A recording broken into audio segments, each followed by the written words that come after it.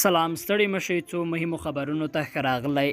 غور کې ماین چاودنې 15 ملکي وګړي وژلي. د غور ولایت سیمه ییز امنیتي چارواکي وایي چې دغه ولایت په دولتیار ولسوالۍ کې د ماین چاودنې له امله 15 ملکي وګړي وژل شوي او 2 نور ټپیان شوي دي.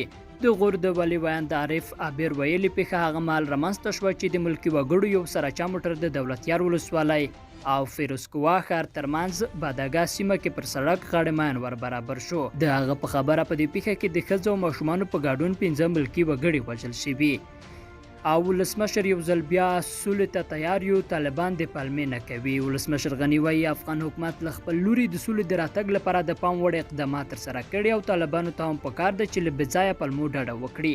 نوموړي نن افغان پوځ ته په خطاب کې په ویډیو پیغام کې ویلي افغان حکومت سولې ته ژمن دی، خو ترڅنګ یې پر امنیتي او دفاعي ځواکونو غږ کوي چې د ارضي تمامیت او ملي ارزښتونو دفاع ته تیار اوسي.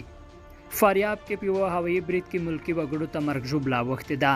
د فاریاب د قیصر ولسوالۍ اوسیدونکي اسدالله کاکړ له سپوږمۍ راډیو سره په خبرو کې ویل چې د کورنۍ 2 غړي یې په دې پیښه کې وژل شوي او 2 نور ټپیان دي. او وروستی لنډ خبر ده چې د خوړو نړیوال سازمان وایي 14 میلیونه افغانان لومړنیو بشري مرستو ته اړتیا لري. د خوړو نړیوال سازمان وایي په افغانستان کې 14 میلیونه وګړي لومړنیو بشري مرستو ته اړتیا لري.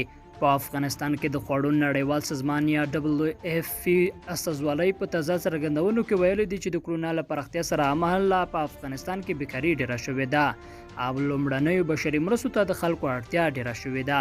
لیدونکو له ملتیا مننه، تر بیا ښې چارې.